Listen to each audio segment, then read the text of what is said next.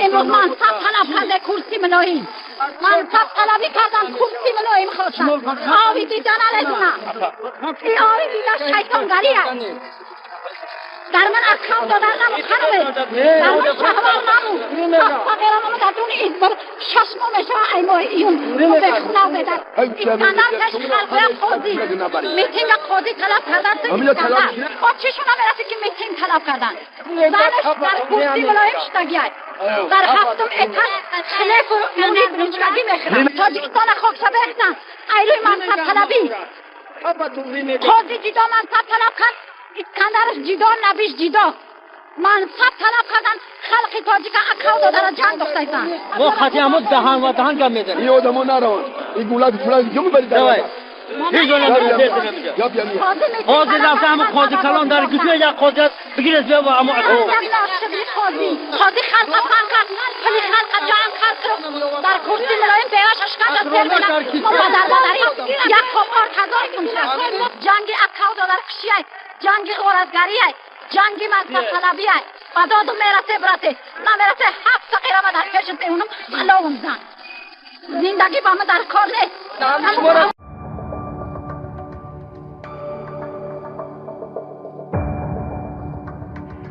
و مخصوصا ما مردم شریف تاجیکستان هوشیاری را از دست ندیم و بازیچه های دستی دیگران نشویم که این عاقبتش ضررش به سر مردم خودی ما می آید. لیکن چه علاج که ما مشکلی داریم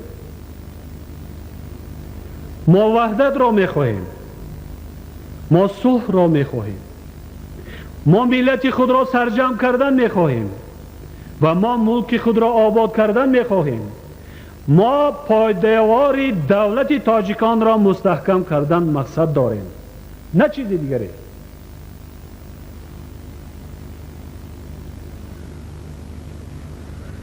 از این لحاظ در این روزهای تاریخی همه آن گیلگوهای داریم همه آن روزهایی که هست به فکر من و خوشبختانه در وقت واخرین اولین ما با داملا سید عبدالله نوری یک دیگر فهمی شد که ما گذشته را نخواستیم که ورق زنیم و فکری امروز و فردا کرده ایستادیم که چگونه با کدام راه ما مردم خود را سرجم کنیم ملک خود را آباد کنیم اگر 10 سالها در تاریخ های جنگ ها اگر آموخته باشیم عاقبتش صلح است صد سالها جنگ شده باشد، 10 سالها جنگ شده باشد، در کدام کشور دنیا عاقبتش صلح است. لیکن خوب می شود که امروز هر یک فردی تاجیک را که ما کوشش کنیم ایمن نگاه بداریم به وطن برگردانیم، این باییگری دولت تاجیکستان حساب میکنم. من تشکر بدید. یعنی اکثریت مردم بیگناه، لیکن از ترس و وهم جان خود را سالم کنیم گفته گریختگی بدن.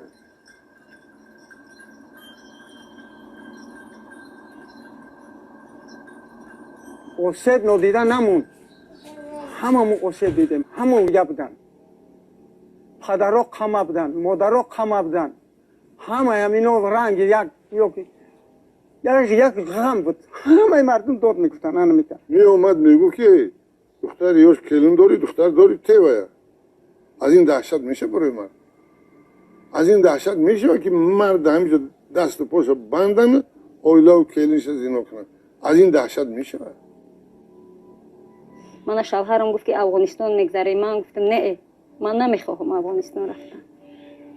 وطن شب شد آوردن قایق را مجبور میکردن، سوار شدیم رفتیم. یا اوه میگذره نه دو اوه، ما حیران بودیم یا اوه چی باشه یا که دو اوه و چی باشه. من گفتم ممکن یا اوه باشه که به تاجیکستان قریب باشه، دو اوه ممکن دورتر باشه، دیگه من پس نگردم. من یا اوهش میرم گفتم. یا اوهش که وقتی میرم باید جنگل یکون چیزی دیگر نیست. 3 روز بلکو گشنه و تشنه در بغل من مونده. وقتی که افغانستان میبینیم کداده حیران مونده. یه واقع گشتگی یک دهشت بود.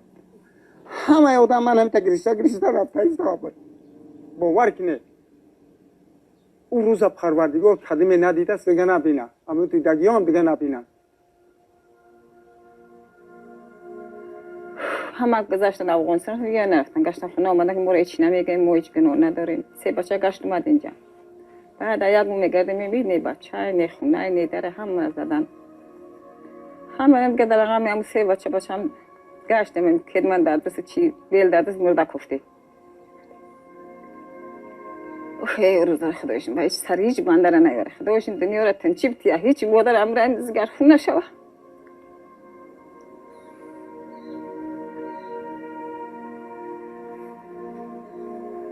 سه بچه اصونه بچه دو تا وزن یک تا بیزن.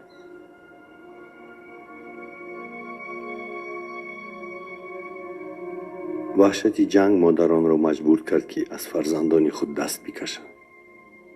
در ساحل دریا کودک فروشی سر شد. می اومدن یا فرزنداتون فروشه ما نداره.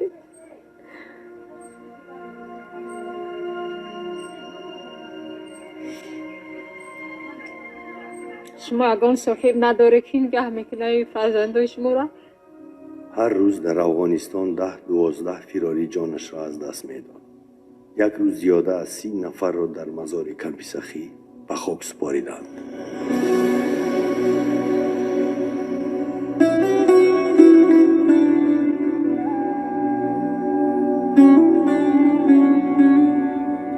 هزار مرده است. گوریستان‌های نو پیدا شده است. 1000 سالها میگذرد ملت ما را طعنه میکند. هر یک نفری که گذرد میگد این گوریستان گریزه‌های تاجیک است. این ننگ بر ملت ما نیست.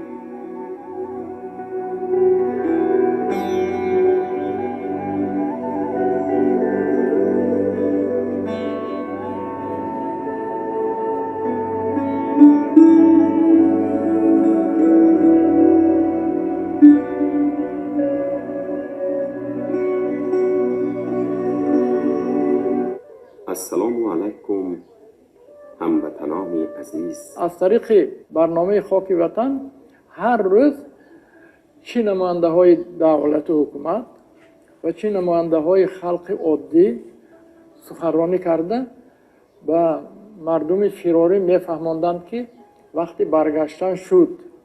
خود جناب عالی هم چندین مراتب به مردم فراری مراجعت کرده بودند. برادران و خواهران دور از وطن، با وطن برگردید. ما به شما کوی طلا وعده نمی کنیم، اما یک بریده نانی که داریم یک جایه میخوریم، یک قطره آبی که داریم یک جایه می‌نوشیم. شما را خانه‌تان، زمینتان، باغتان، مکتبتان و خویشاوندان و نزدیکانتان انتظارند. تقدیر همین بود است. وقتی ننگ و ناموس است، چون که در این حالت هر یک شهروند تاجیکستان باید در کنار نباشد. هر یکی ما اگر به شرطی برای پیش روی خود را گرفتن سعی و کوشش کنیم، یک حصه کمی هم باشد حصه گذاری می شود. حالا ما باید همه کی نباشد، ما باید پیش روی خرابشوی نیست شدن ملت و دولت تاجیک را پیش بگیریم. من دیگر مقصدی ندارم، تقدیر بوده است انتخاب کردن وکیلان مردمی. من حرکت میکنم که باوری آنها را به جا بیارم.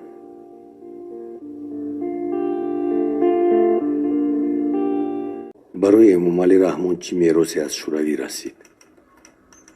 جنگی برادرکش، زیاده از 150,000 نفر شهروندان کشته و بینام و نشان، 55,000 کودک یتیم و بیپرستار، زیاده از 25,000 زن بیشوهر و بیسرابان مانده، بیش از 1 میلیون گریزه ها، زیاده از 10 میلیارد دلار حصارات اقتصادی ملی، زیاده از 36,000 منزلی به خاک و خون و آتش کشیده، هزارها مکتب و بیمارستان، آسایشگاه و انشاءات سوخته و ولنگار، ناامیدی و فردای زندگی، 1400 سرباز و افسر جانی سار کرده و صدها میلیون خسارات حساب نشده.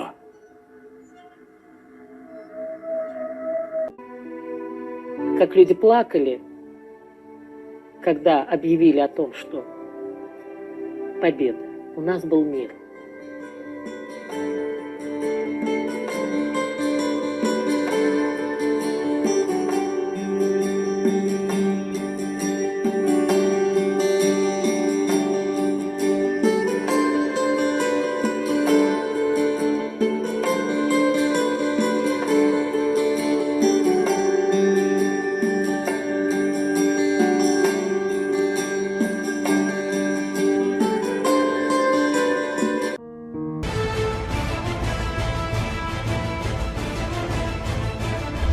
سیاست موفق، ساخت کنستیتوسیونی و راه دولتداری و دولتسازی که راهبریت دولت و حکومت مملکت تعریضی کردند، خلق تاجیک را به سعادت و خوشبختی رسانید. ما در راه سازندگی سرجمع و متحدیم و این راه را با اراده و صداقت به دولت و ملت خود ادامه می‌دهیم.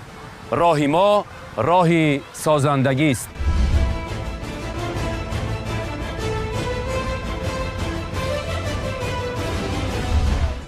وحدت یعنی یگانگی، معنای زندگانی انسان است و تنها در وطنی که وحدت شعار همگان است، حیات ارزنده و سازنده و پاینده است. هر یک فردی با ننگ و ناموس جامعه باید همیشه در خاطر داشته باشد که محک اساسی افکار جامعه ما را باید سخنانی سازنده و آموزنده تشکیل دهد و آن به منافع خلق و وطن عزیز ما خدمت نماید. وحدت یعنی همدلی، همبستگی، هممرامی، وحدت، خودشناسی و خودآگاهی و وطن پرستی. بگذار وحدت ملی تاجیکان پاینده و جاودان باد.